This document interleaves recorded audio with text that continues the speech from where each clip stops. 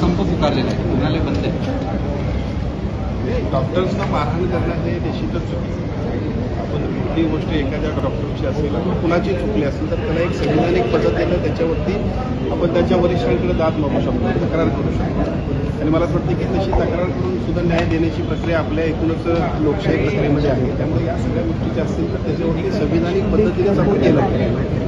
दुसरीकडे नालासोपारा विरार या ठिकाणी जनजीवन विस्कळीत झालेलं आहे, लोकांशी संपर्क तुटलेला आहे. आरोग्यासंदर्भात देखील तिथे आता येणाऱ्या काळामध्ये काही गोष्टी उद्भवू शकतात. त्यानुसार काही उपाययोजना केलेली आहे सकल भागांमध्ये. आता पावसाचं प्रमाण ज्या दिवशीपासून वाढलंय त्याच्यापूर्वीच किंवा पावसाळ्याच्या पूर्वीसुद्धा आणि पाऊस ज्या दिवशी खूप वाढलाय त्यावेळीपासून आपण सर्व आमच्या यंत्रणेला सूचना दिलेल्या आहे. पावसाळ्याच्या वेळेमध्ये सुद्धा लोकांना जे काय उपाय मिळायला, उपचार मिळायला पाहिजेत त्याच्यासाठी आणि आफ्टर म्हणजे पाऊस झाल्यानंतर सुद्धा जे काही आजार उद्भवू शकतात त्याच्यासाठी सुद्धा नियोजन आपण केलं जातं की ज्या नियोजनाच्या माध्यमातून कुठल्याही नागरिकांना या सगळ्या आरोग्याच्या समस्या उद्भवणार नाहीत. या सगळ्या गोष्टींच्याबद्दल आम्ही अतिशय सतर्कतेने काम करतो. रमेश म्हात्रे यांच्या या मारहाणीमुळे डॉक्टरांनी संप पुकारलेला आहे.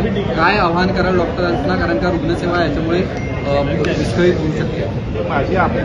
मी आपल्याला सांगितलं आहे की कुठल्याही डॉक्टर्सना मारहाण करणे किंवा कुठल्याही यंत्रणेतल्या एखाद्या अधिकाऱ्याला मारहाण करणे अशा गोष्टी चुकीच्या असतात. आम्ही सगळीच मंडळी ज्यावेळेला लोकांसाठी भांडत असतो त्यावेळेला आमची ही जबाबदारी आहे की आपण संविधानिक पद्धतीनेच या सगळ्या गोष्टीवरती गेलो.